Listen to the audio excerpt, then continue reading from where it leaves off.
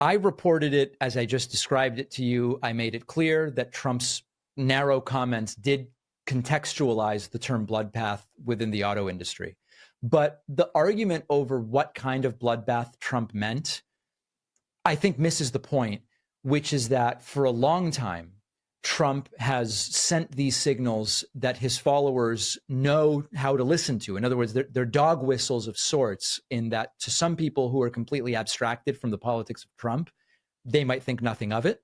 But Trump's followers know about we're going to be in the streets and come with me to the Capitol and all of this sort of language. Ugh, liberals and all their dog whistles. You'd think they're a bunch of bitches. Oh, wait, they are. Well, today, guys, we have David Snakeman getting into a debate with this conservative host, Eli, crap, I already forgot his name. Eli Hassel. Sorry, Eli, that I did not remember the last name. I'm a woman, cut me some slack. Anyways, by the way, if you didn't know, we call David Pakman Snake Man here. Come to David Snake Man for the algorithm because he's a slimy, slithering weasel snake. Oh yeah, I said it. Anyways, so today he's on Eli Hassel's show, and it starts off pretty chill and, laid back, but Eli starts picking up on all of David Snakeman's lies, and he calls him out, and David Snakeman becomes David Panic Man. I did not write that, by the way. It just came to me as I go, because I think about these weird little things. I don't know. I'm a witty-ass bitch. What can I say? Anyways, without further ado, let's get right into the video. CNN legal analyst and former prosecutor. I'm so weird. He was quite convincing in suggesting that while it is absolutely clear what the law is and that Trump broke it, this has not yet been determined by a jury, but in his lay law person opinion, that if circumstances were different in terms of the general environment of scofflaw criminality from Trump, a more popular or less apparently criminal individual may not have been charged in the hush money election interference case. So that seems reasonable to me. I think that that's possible. When the New York quote hush money case was first indicted, it felt to me like the least serious of the cases. Not everybody agrees with me, but big picture, these are very serious indictments, extraordinarily well sourced when it comes to evidence, and certainly no evidence whatsoever that the Democratic Party or the Biden administration have any connection to it, despite Trump claiming that ad nauseum. So whether Biden or the Democratic Party had any connection to it, do you think raising all of this up all together, all at very similar timing, just before he was run, does that mean anything to you? I don't buy the timing argument. The reality is that it normally takes a year to multiple years to really pull together complex indictments. Some of the wrongdoing that Trump is accused of having committed and indicted for actually took place relatively recently. And so depending on which of the charges you're talking about and who you ask, it was either done too quickly or not quickly enough. And so I really don't buy the timing argument as being particularly compelling.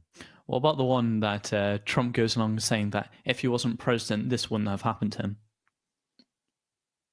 Well, it is undeniable that as a general concept, if Trump had not run for president and brought his habitual scofflaw style flouting of the law from the business world to the political world, he and his family would not be dealing with any of this stuff right now. I hate the way David Snakeman has to talk. It's like a politician. Well, it is not deniable, or whatever he said. I already forgot. It's annoying. Just speak like a normal human. You're nothing. You're nothing. Oh wait, did I mention that if you enjoy content like this, that you should totally subscribe, because I post 2 new videos every single day? Like the video too, comment, it helps it out. Let's keep going. That I agree with. Now, I think you're getting at a little bit of a different point, that people are targeting him because they didn't like his actions as president. I don't believe that to be true in the way that you're saying it. But certainly, Trump often says to crowds, I didn't have to do this. I had a perfectly fine life before. I could be playing golf or whatever right now. I think that that's true. I do think that he, for decades, was used to skirting the law. I mean, think of the fraud case in New York where he overstated the values of his properties in order to generate more valuable assets against which to get loans. I'm sure he's been doing that his entire career. His former lawyer, Michael Cohen, told me that he's been doing that his entire career. Becoming president and taking those sorts of actions out of the private eye and putting them into public eye certainly called attention to them. And it was in that sense a bad decision for Trump. That I agree with. So you see how long it takes him to answer a very simple question? That's why we call him David Snakeman. He's, weaseling his way, slithering around the question. On this particular property case, let's delve into this a bit more. I don't know as much about it. I presume you know much more about it. But I saw Kevin O'Leary going on, I think it was on CNN. You might have seen the clip, him going on CNN and saying this is basically what most property developers do, which is what they try and make their property. Listen, when you're a business owner and you make a lot of money, not everything is going to be done perfectly. That's why people hire accountants and things, and their accountants can even mess up. So, of course, it wasn't about Donald Trump being a criminal or whatever. It was because Donald Trump, they were investigating him because he was literally Orange Hiller to them. Find me the man and I'll find you the crime. That's precisely what was happening. And Trump said it best when he said it was a witch hunt. It freaking was, David Snakeman. Yeah, I did not see the clip, and again, I'm taking your word for what he said. It sounds like a version of lots of people commit this crime and not everybody gets punished for it, which isn't a particularly compelling defense to me. So what exactly happened? Did the banks fully check him, or he totally frauded them? So what was found was that there were completely imaginary property values stated for the purposes of using properties as collateral for loans, while on the other hand, outrageously low property values were being argued for the purposes of reducing property tax bills. That's the genesis and the fundamental, I guess, aspect of that fraud trial. Okay. So the other week, Trump was highly reported as saying he was calling for a bloodbath in America, and a lot of the media went really on him for that, a bit crazy on him for that. But I watched a full clip, and it actually looked like he was calling for a bloodbath in the auto car industry, which is very, very, very different. What did he actually say? And does he often get picked off by the media, like by them taking him out of context? Well, there's two elements to that. Oh, I wonder what David Snakeman is going to say to this. That Trump made were that he was not calling for, but predicting a bloodbath, in the sense that if Joe Biden gets elected, automakers will be left with tons of unsold vehicles, and it will be terrible economically for them. I reported it as I just described it to you. I made it clear that Trump's narrow comments did contextualize the term bloodbath within the auto industry.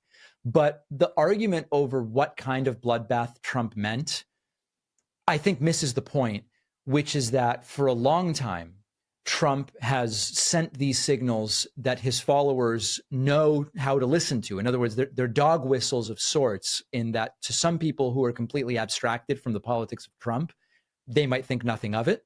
But Trump's followers know about we're going to be in the streets and come with me to the Capitol and all of this sort of language. So to me, the honest way to cover it would be to say, here's the totality of what Trump said in these comments.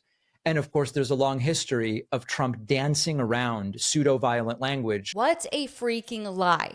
And this is something I've talked to Luke Beasley about and debated. By the way, if you guys don't know, I do a podcast now, a weekly podcast called The Grudge with Luke Beasley, a very prominent liberal man on YouTube. It's very interesting. I'll make sure to link it down in the description. Go check it out. It's pretty interesting. We also went on Timcast Culture War and talked about this. But it's such a lie that there's more right-wing violence. And when I bring this up to Luke, he says, well, it's more right-wing politicians that call for violence. But then that's not even true, because if you look at Maxine Waters, Adam Schiff, Joe Biden himself, Kamala Harris, literally bailing out violent criminals from jail. Listen, I'll play the montage. Do you want me to go there, YouTube? I'll play the freaking montage. Insert it here. I just don't even know why there aren't uprisings all over the country. Maybe there will be. People need to start taking to the streets. This is a dictator. There needs to be unrest in the streets for as long as there's unrest in our lives. Enemies of the state. Show me where it says that protests are supposed to be polite and peaceful.